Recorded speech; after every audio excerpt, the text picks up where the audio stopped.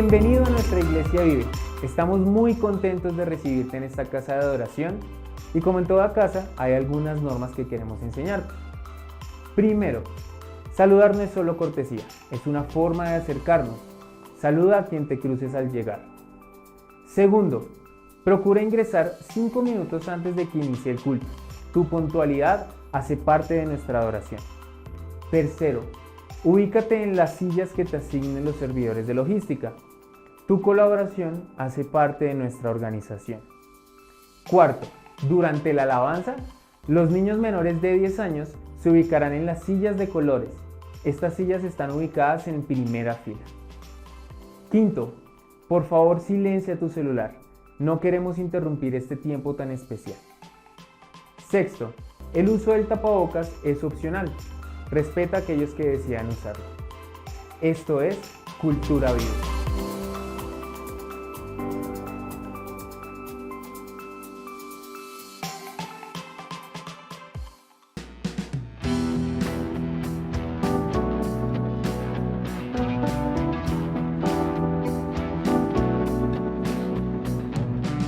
Cristo es mi Señor,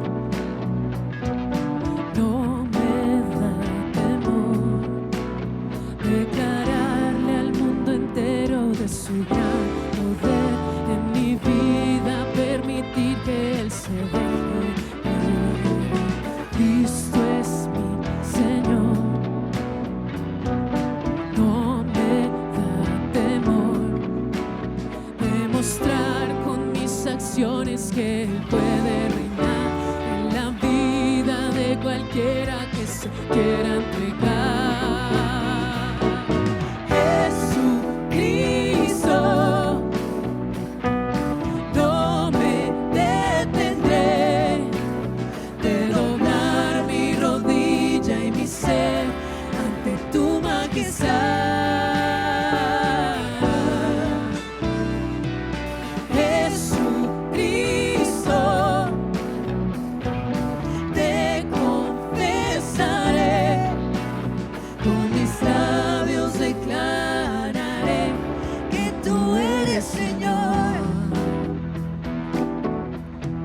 Dile al Señor, Cristo es mi Señor, no me da temor declararle al mundo entero de su gran poder en mi vida, permitir que Él se deje ver. Cristo es mi Señor,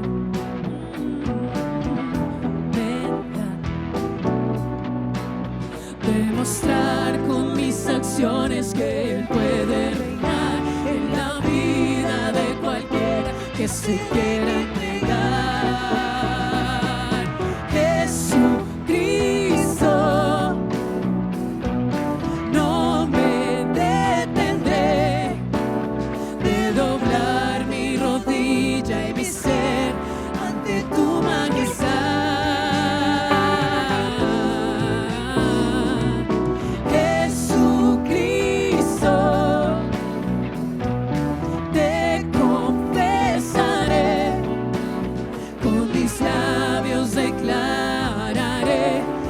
Tú eres Señor,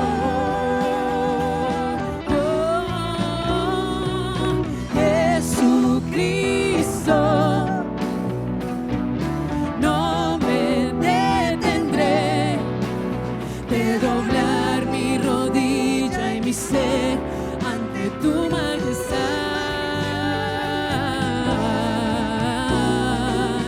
Jesucristo,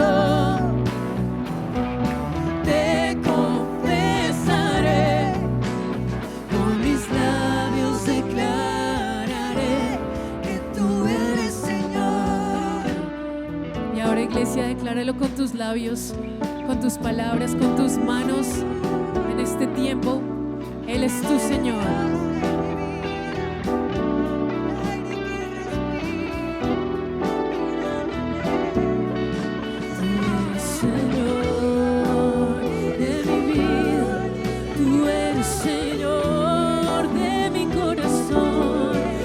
El Señor de mi ciudad, de mi país, de mi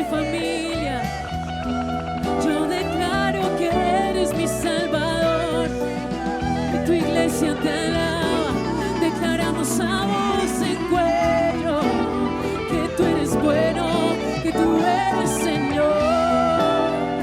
Oh, tú eres Señor. Oh, dilo conmigo, tú eres Señor. Tú eres Señor.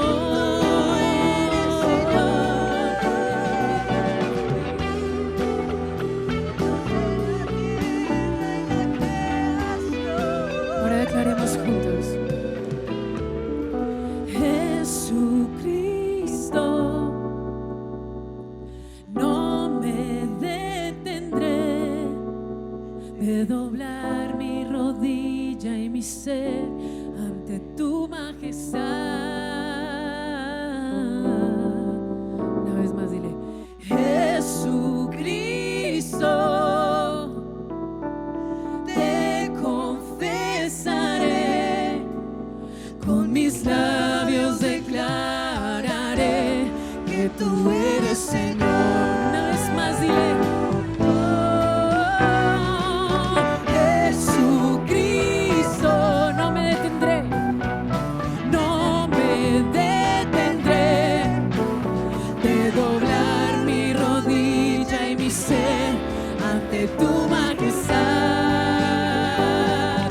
Solo ante ti, Jesucristo, te confesaré, con mis labios declaro, dilo, que tú eres Señor. Así es, Señor, hoy declaramos con nuestra boca, con nuestro corazón, con nuestra mente, que tú eres Señor y tú gobiernas. Dilo, tú eres Señor.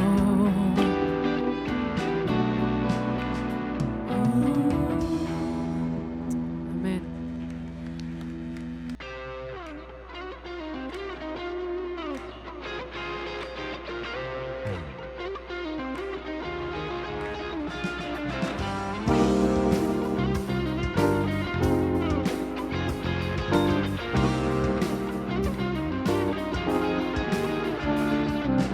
Corro a ti, tú eres mi refugio, tú me guardas, eres mi escudo. Solo en ti yo vivo bien seguro. Dile, iglesia, a tu lado yo caminaré, confiaré, tú eres mi esperanza. Creeré, me das de tu confianza. Cantaré, tú eres mi victoria. Te exaltaré, a ti sea la gloria, Jesús.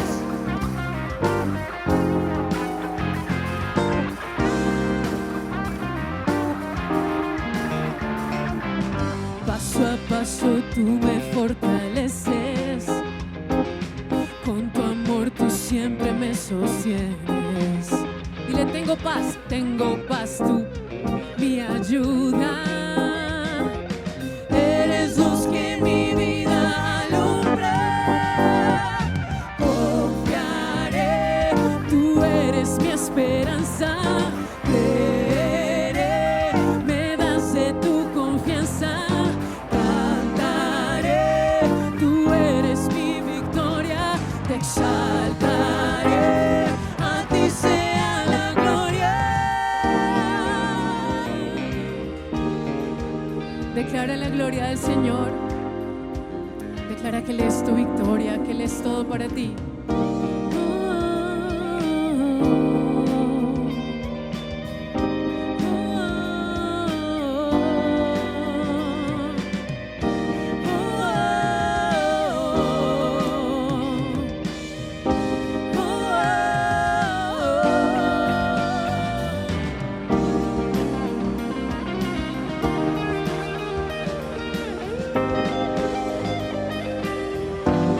Vamos a decirlo juntos. Confiaré, tú eres mi esperanza. Creeré, me das de tu confianza. Cantaré, tú eres mi victoria. te exaltaré, a ti sea la gloria, confiaré, tú eres mi esperanza, creeré, me das de tu confianza, cantaré, tú eres mi victoria, te exaltaré, a ti sea la gloria, Jesús.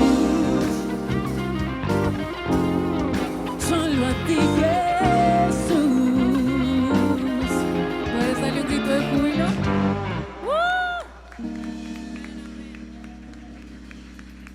Muy buenas noches para todos.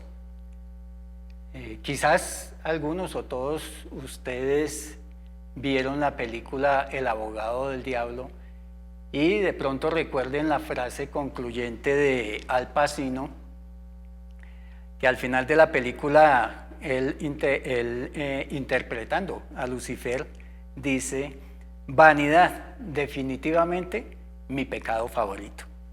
Y es que esto refleja la debilidad más frecuente del ser humano y pues a la cual se enfrenta día a día, podemos decir. Es muy fácil caer en manos de Satanás por medio de este pecado de la vanidad, porque quizás todos soñemos con el aplauso, con los elogios, con el hecho de ser populares. Pero la vanidad pues no es más sino arrogancia, presunción y envanecimiento.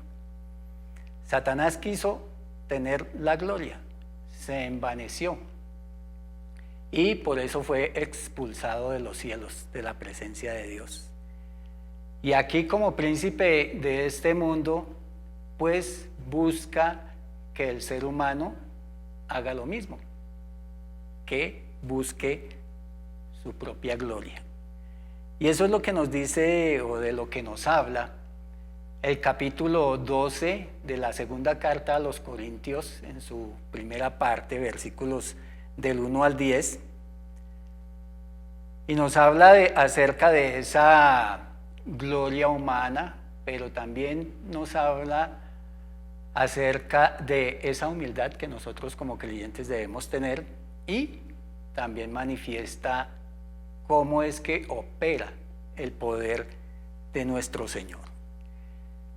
El canal para manifestar el poder del Señor entonces es la humildad del creyente. Y en estos primeros 6 versículos Pablo nos habla acerca de esa gloria humana. Nos dice: el gloriarse es necesario, aunque no es provechoso. Pasaré entonces a las visiones y revelaciones del Señor. Conozco a un hombre en Cristo que hace 14 años, no sé si en el cuerpo, no sé si fuera del cuerpo, Dios lo sabe. El tal fue arrebatado hasta el tercer cielo. Y conozco a tal hombre, si en el cuerpo o fuera del cuerpo, no lo sé, Dios lo sabe, que fue arrebatado al paraíso y escuchó palabras inefables que al hombre no se le permite expresar. De tal hombre sí me gloriaré, pero en cuanto a mí mismo, no me gloriaré sino en mis debilidades, porque si quisiera gloriarme, no sería insensato, pues diría la verdad. Mas me abstengo de hacerlo para que nadie piense de mí más de lo que ve en mí u oye de mí. Y es que quizás sí, nosotros todos busquemos esos aplausos. Y en todas las profesiones, en todos los oficios, porque pongamos unos ejemplos, ¿qué futbolista no desearía ser parte de la selección de su nación? ¿Qué futbolista no desearía ganarse un mundial de fútbol?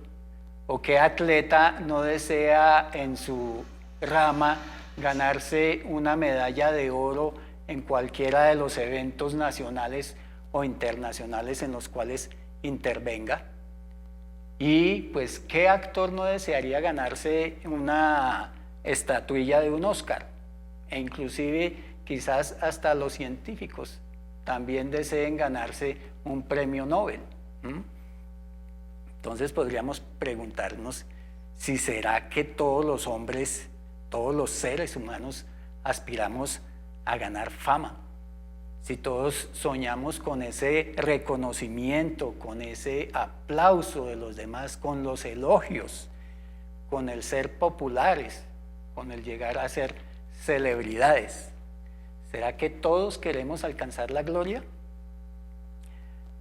Y la gloria no es más sino la fama, el honor y la reputación que se obtiene gracias a los grandes logros o a las buenas acciones. Y eso lo sabemos en cada oficio. Hablemos de lo que nosotros más conocemos, que es el fútbol. Pues cuando hablamos de las glorias de un equipo de fútbol, pues sabemos que estamos hablando de los campeonatos o de las estrellas que ha conseguido, de los campeonatos internacionales que ha ganado y de todas estas cosas que puede hacer un equipo de fútbol. Y hay muchos ejemplos que podemos ver sobre la gloria y lo que puede alcanzar una persona para llegar a esa gloria. Pero pues resumiendo podemos decir que es ese reconocimiento que se le puede hacer en público debido a su labor o debido a sus logros. Y cuanto más sea el alcance, cuanto más alcance tengan esos logros, cuanto más significativos sean para la comunidad, cuantas más personas conozcan de los logros de otra persona, pues obviamente mucho mayor será la gloria que esa persona va a tener. Y pues ese es como el sentido o el objetivo de la gloria, el de tener fama, el de tener reconocimiento público, de hacerse popular, de adquirir notoriedad. Y asociado con esto, con esa fama, pues obviamente está el sentido de poder, el sentido de honor, de dignidad e incluso de majestad, ¿sí? Y esto quizás era lo que pretendían los apóstoles, los falsos apóstoles o los superapóstoles, como los llama el apóstol Pablo en esta carta. Eso era lo que perseguían estos superapóstoles allí en la iglesia de Corinto. Y pues quizás estos superapóstoles se hayan jactado con cualquier conocimiento divino que les hubiera llegado a través de visiones y revelaciones. Y si de eso se trata, pues entonces el apóstol Pablo dice, entonces debo seguir gloriándome a pesar de aborrecer el hablar de sus propias experiencias. Lo que el apóstol nos afirma aquí claramente y pues que nos quiere enseñar es que el gloriarse en los logros y más esos logros ministeriales pues no beneficia a nadie. Él dice que se ve forzado a hacerlo, que él en sí mismo no desea hablar de esas revelaciones y de todo lo que ha hecho, de todos sus logros, pero se ve obligado a dar explicaciones de su persona, porque si se rehúsa a hacerlo, pues sus adversarios hablarán mal de él y pues lo considerarán como un farsante. Entonces, pues vemos que el gloriarse de las cosas que hacemos o que obtenemos, pues es algo puramente humano y pues nunca conviene, nada se gana con esto. Por lo tanto, pues podemos concluir que estos falsos apóstoles, estos adversarios de Pablo, pues no eran creyentes muy dedicados al Señor, porque pues si actuaban así, era porque no tenían ese conocimiento de Dios o esa relación con el Señor que los lleva a no querer gloriarse, sino todo lo contrario, porque el querer gloriarse de los logros ministeriales, pues consideramos que es más de la parte humana, de la carne, de los impíos, que de aquel siervo que está dedicado realmente al Señor y pues que siempre va a cuidar su espiritualidad para no perderse y menos perderse en estas glorias vanas. Y Pablo nos lo dice así en su primera carta a los Corintios, capítulo 9, versículo 27. Dice: más bien golpeo mi cuerpo y lo someto a servidumbre, no sea que después de haber predicado a otros, yo mismo quede eliminado. Y vemos ahí claramente que la gloria humana, pues en realidad recae en aquella persona que no está en Cristo, porque Cristo no nos llama a eso, Cristo nos llama a ser humildes. Y esa es la segunda parte de este pasaje. Hablaremos de la humildad del creyente. Nos dice los versículos 7 y 8 de este capítulo 12. Y dada la extraordinaria grandeza de las revelaciones, por esta razón, para impedir que me enalteciera, me fue dada una espina en la carne, un mensajero de Satanás que me abofetee para que no me enaltezca. Acerca de esto, 3 veces he rogado al Señor para que lo quitara de mí. Y aunque pues entendemos que Pablo era una persona noble, era humano, por lo tanto no era impermeable a las luchas y a las tentaciones normales de la vida de cualquier ser humano. Y por causa de esa grandeza de las revelaciones y visiones que él tuvo de parte de nuestro Señor Jesucristo, pues el orgullo sería una tentación implícita en él, una tentación constante para llegar a gloriarse de todas estas cosas. Por eso, pues, para mantener y para que siempre se acordara el apóstol Pablo de la humildad como creyente, pues le fue dado esa espina o ese aguijón en la carne, que él lo llama un mensajero de Satanás que lo abofetea. Y esta palabra espina o aguijón, como lo dicen algunas otras versiones, viene de la palabra griega skolops, que podría traducirse de la mejor manera como estaca. Y esto indicaría realmente la intensidad del sufrimiento que le provocaba al apóstol. No era una simple astillita la que le molestaba en el cuerpo, sino una gran estaca. Y la versión Nueva Biblia de Jerusalén traduce de esta forma: me fue dado un aguijón a mi carne, no en mi carne como lo dicen otras versiones. Y en referencia pues a esta frase, el comentarista John MacArthur dice: la frase en mi carne también podría traducirse por mi carne o por causa de mi carne. La palabra carne aquí podría entenderse no en sentido físico sino moral, en referencia a la humanidad de Pablo no redimida.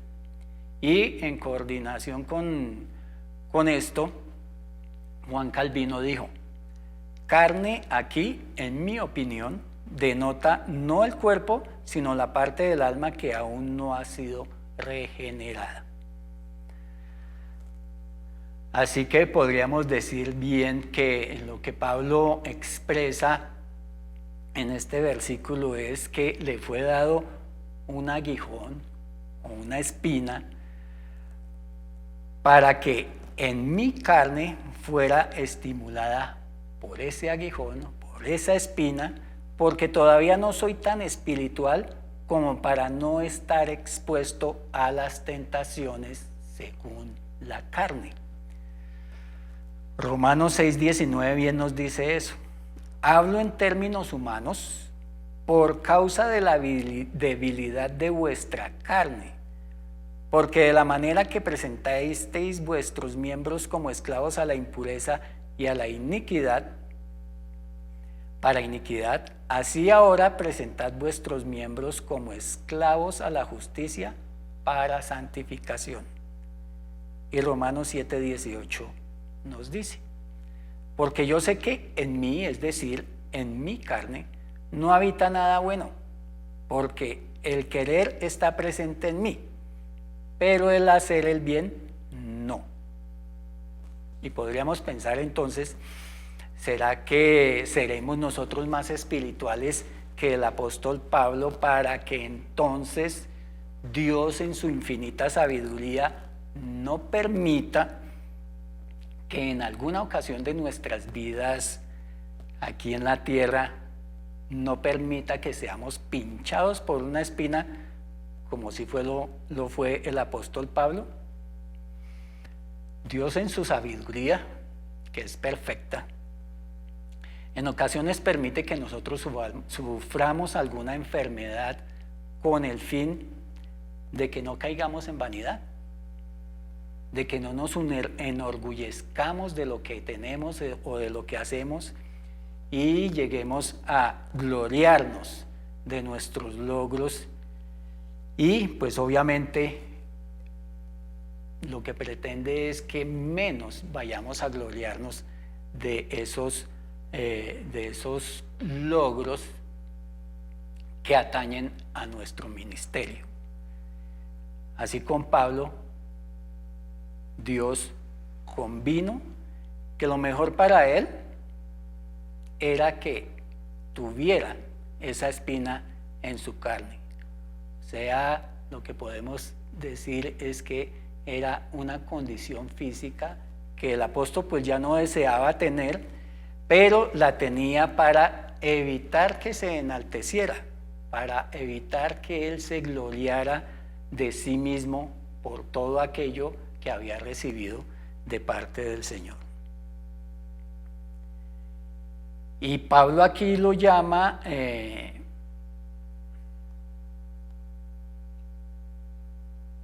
un mensajero de Satanás.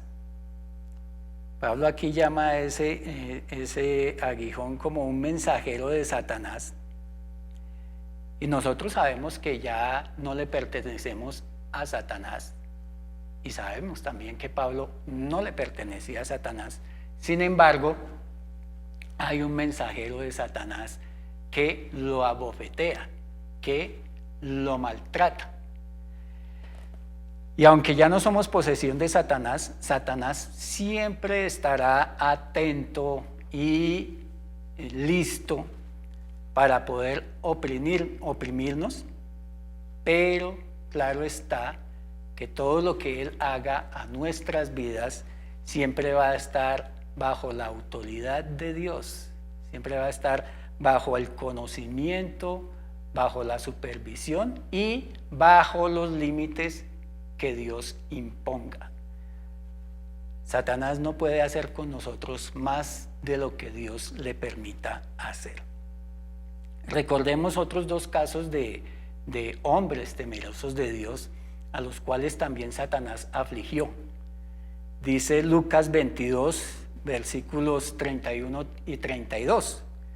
Simón, Simón, mira que Satanás os ha reclamado para zandearos como a trigo, pero yo he rogado por ti para que tu fe no falle.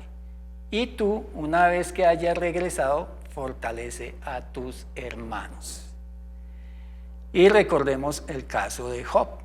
Job, capítulo 1, versículo 8, dice, y el Señor dijo a Satanás, ¿te has fijado en mi siervo Job? Porque no hay ninguno como él sobre la tierra, hombre intachable y recto, temeroso de Dios y apartado del mal. Y el versículo 12 dice, entonces el Señor dijo a Satanás, he aquí, todo lo que tiene está en tu poder, pero no extiendas tu mano sobre él. Y Satanás salió de la presencia del Señor. Así que nosotros también podemos ser zarandeados por Satanás, como lo fue Pedro, y mucho peor, si vemos la situación de Job, el cual perdió sus bienes materiales, perdió su familia e incluso perdió su salud. Pero todo esto ¿a causa de qué? ¿O permitido para qué? Permitido por Dios a Satanás gracias a nuestra integridad, a nuestra fe y a nuestra humildad. Por ello es que podemos llegar a ser oprimidos por Satanás. Pero Dios restringe el poder de Satanás. Lo vemos en Job, pero también lo vemos aquí en Pablo. Solamente permitió que un mensajero de Satanás lo abofeteara, lo afligiera, ¿sí? Pero básicamente para que permaneciera en esa humildad. Y no fue ajeno a la voluntad de Dios. Dios es soberano en toda la creación y utiliza incluso las fuerzas del mal, la fuerza de Satanás, para alcanzar sus propósitos. Y aquí el versículo 8, pues nos enseña que si vivimos en humildad, la humildad nos debe llevar siempre hacia el Señor. La humildad siempre nos debe llevar a clamar a Él, a buscar la presencia de Él. El versículo 8 dice: acerca de esto 3 veces he rogado al Señor para que lo quitara de mí. Y vemos ahí que podríamos decir que Pablo siguió el mismo ejemplo de nuestro Señor Jesucristo. Cuando Jesús tuvo ese clímax de su sufrimiento en el Getsemaní, Él también oró 3 veces a su Padre para que lo librara de ese sufrimiento y de esa cruz a la cual iba, a ese padecimiento. Tanto Jesucristo como Pablo obtuvieron una respuesta negativa a sus oraciones. Sin embargo, pese a esa respuesta negativa, lo que nos enseña la palabra es que debemos acercarnos a Dios con humildad. Debemos pedirle a Él con humildad, pero también con esa misma humildad debemos aceptar su voluntad. Y debemos entender que la voluntad de Dios es agradable y perfecta. Por lo tanto, lo que Dios responda para nuestras vidas es lo que Él considera lo mejor para nosotros, y pues obviamente que va a ser en cumplimiento de sus propósitos. Porque efectivamente las quejas son la reacción más común a una respuesta negativa. Sin embargo, ni Jesucristo ni Pablo lo hicieron.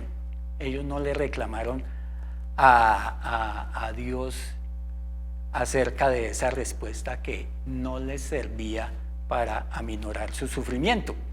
Al contrario, aquí el apóstol Pablo nos demuestra alegría, y demuestra esa alegría porque él estaba totalmente convencido de que la gracia de Dios le era suficiente para poder enfrentar su enfermedad. Gálatas 2:20 nos dice: con Cristo he sido crucificado, y ya no soy yo el que vive, sino que Cristo vive en mí. Y la vida que ahora vivo en la carne, la vivo por fe en el Hijo de Dios, el cual me amó y se entregó a sí mismo por mí. Y los dos últimos versículos de este pasaje nos van a hablar de ese poder de Cristo. Nos dice los versículos 9 y 10 de este capítulo 12 de la segunda carta a los Corintios. Y Él me ha dicho: te basta mi gracia, pues mi poder se perfecciona en la debilidad. Por tanto, muy gustosamente me gloriaré más bien en mis debilidades, para que el poder de Cristo more en mí. Por eso me complazco en las debilidades, en insultos, en privaciones, en persecuciones y en angustias por amor a Cristo. Porque cuando soy débil, entonces soy fuerte. El alivio que nos puede dar nuestro Señor Jesucristo es su gracia. Se encuentra en su gracia. La gracia de Cristo es suficiente para soportar cualquier sufrimiento. Y esa misma gracia que Cristo le proveyó a Pablo en ese entonces, es la gracia que nos da a nosotros en estos momentos para soportar cualquier aflicción, para soportar cualquier enfermedad a la que seamos sometidos de vez en cuando. O quizás una enfermedad como la del apóstol Pablo, que tal parece le duró toda la vida. Nunca nos dijo que fue sanado, simplemente dice lo que dijo aquí: bástate mi gracia, o te basta mi gracia. Y esa es la suficiencia de la gracia de nuestro Señor. Basta mi gracia. Ahí nos da a entender que la gracia es absolutamente suficiente para que nosotros enfrentemos esas situaciones difíciles y delicadas que llegan a nuestra vida y que muy seguramente, quizás no todas, pero muchas de ellas son permitidas de Dios. A veces le achacamos a Satanás que nos está afligiendo, y efectivamente puede serlo, así como lo fue Pedro, así como lo fue Job, así como lo fue Pablo. Pero ninguno de los dos se fue contra Satanás, ninguno de los dos le dijo: Satanás fuera de aquí, Satanás esto, Satanás aquello, sino que recibieron humildemente la voluntad de Dios y tomaron la gracia de Dios como algo suficiente para poder lidiar con esto. Pero en realidad, pues, eso es lo que nosotros debemos preguntarnos hoy en día. ¿De verdad creemos que la gracia de Dios es suficiente para que lidiemos todas las cosas, esas aflicciones, esos dolores en nuestra vida? ¿O por el contrario, consideramos que no es suficiente? Porque lo que pasa es que nosotros somos personas que confiamos solo en nosotros mismos. Queremos tener el control de todas las cosas, y pues todas las cosas son también las cosas malas que nos suceden, y queremos salir de ellas de acuerdo con nuestro pensamiento, de acuerdo con nuestro conocimiento o de acuerdo con nuestra experiencia, pero dejamos a un lado o no pensamos que de pronto sea algo que viene de Dios y que quiere que lo suframos, que lo vivamos. ¿Para qué? Quizás para lo mismo de Pablo, para que si no somos humildes lleguemos a la humildad, y si lo somos permanezcamos en esa humildad como creyentes que somos. Y en realidad pues llegamos a creer en la gracia de Dios solo cuando nos convenzamos que nosotros mismos somos insuficientes. Cuando llegamos a ese punto que vemos que somos insuficientes para poder administrar o para poder salir de la aflicción, ahí sí podemos tener en cuenta la suficiencia de la gracia de Dios. Hebreos 4:16 nos dice: por tanto, acerquémonos con confianza al trono de la gracia para que recibamos misericordia y hallemos gracia para la ayuda oportuna. El Señor permitió que Satanás afligiera a Pablo, pero al mismo tiempo le prometió su gracia para esa ayuda oportuna. Pablo entendió que su fuerza reposaba en el poder de Dios, en el poder de Cristo. Y él sabía que tenía que sufrir también por el nombre de Jesús.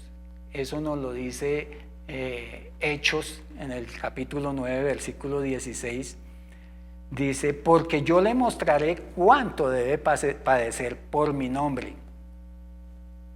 Pablo podría conocer esto y saber que tenía que padecer por el nombre de Jesús, por el mensaje del Evangelio. Pero también él sabe que todo lo puede en Cristo que lo fortalece. Él mismo lo dijo en Filipenses 4:13: todo lo puedo en Cristo que me fortalece. Por lo tanto, él tenía esa humildad y entendía que la gracia de Dios era lo que le podía permitir esa victoria en Cristo, porque Él era quien lo podía fortalecer a través de la gracia. Y además, porque a través de su humildad era que el Señor podía manifestar todo su poder, toda su fuerza. Así que, hermanos, proclamemos como lo hizo Pablo, y los dejo con este versículo para que lo mediten. Segunda de Timoteo 4:17 nos dice: pero el Señor estuvo conmigo y me fortaleció, a fin de que por mí se cumpliera cabalmente la proclamación del mensaje y que todos los gentiles oyeran. Ese es nuestro caminar. El Señor busca que no nos gloriemos ni en las cosas del mundo, ni en los frutos de nuestro ministerio, sino que vivamos en humildad y que entendamos que el poder de nuestro Señor Jesucristo se revela en esa humildad de nosotros. Porque cuando somos humildes, entonces el poder de Dios sí puede actuar en nuestras vidas. El Señor les bendiga. Oremos. Padre Celestial, te damos gracias una vez más por tu palabra.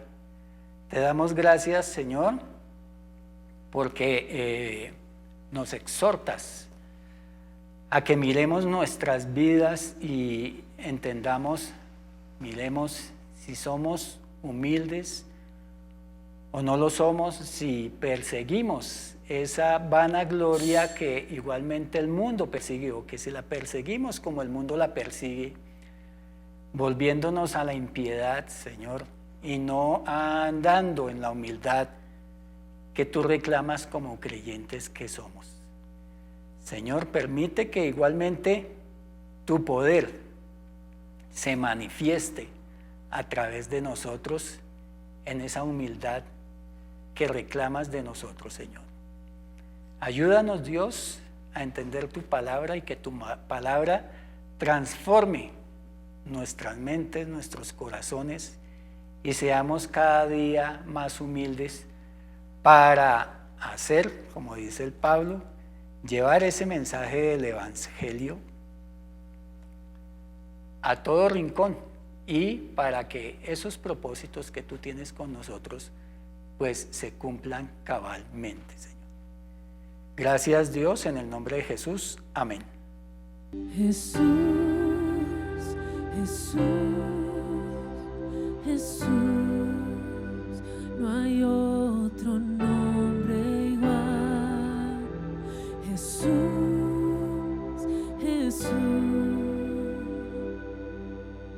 ante tu nombre todos se postrarán.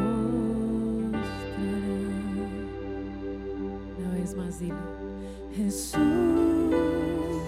Jesús, Jesús, no hay otro nombre igual. Jesús, Jesús,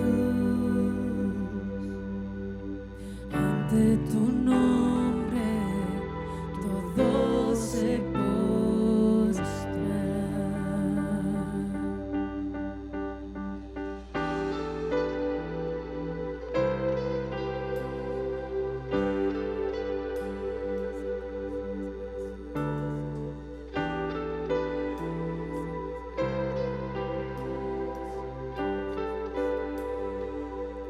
Desde tiempos antiguos cumpliste su plan, Cordero perfecto, tomaste mi lugar. Nombre precioso, en ti hay salvación. Hijo del Altísimo, la rosa de Sarón. Jesús, Jesús, Jesús, no hay otro nombre igual. Jesús, Jesús, ante tu nombre todo se postrará. Óralo.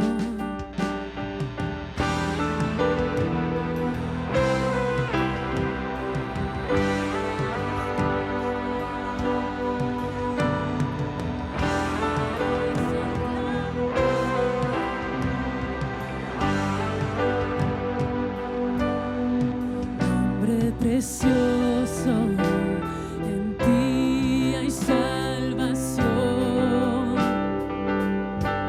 Hijo del Altísimo, la rosa de Sarón. Oh, Jesús, Jesús, Jesús, no hay otro nombre igual. Jesús, Jesús, ante tu nombre todo. Levanta tus manos y declara el nombre de Jesús.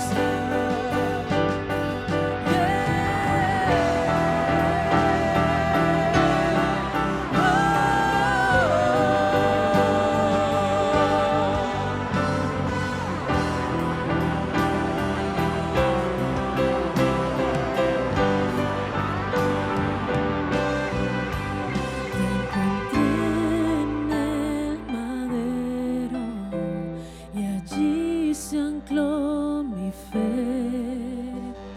Santo ser del cielo, eterno y siempre fiel. Jesús, Jesús, Jesús, no hay otro nombre igual. Jesús, Jesús, ante tu nombre todo se postrará. Ante tu nombre todo se postrará. Ante tu nombre todo se postrará.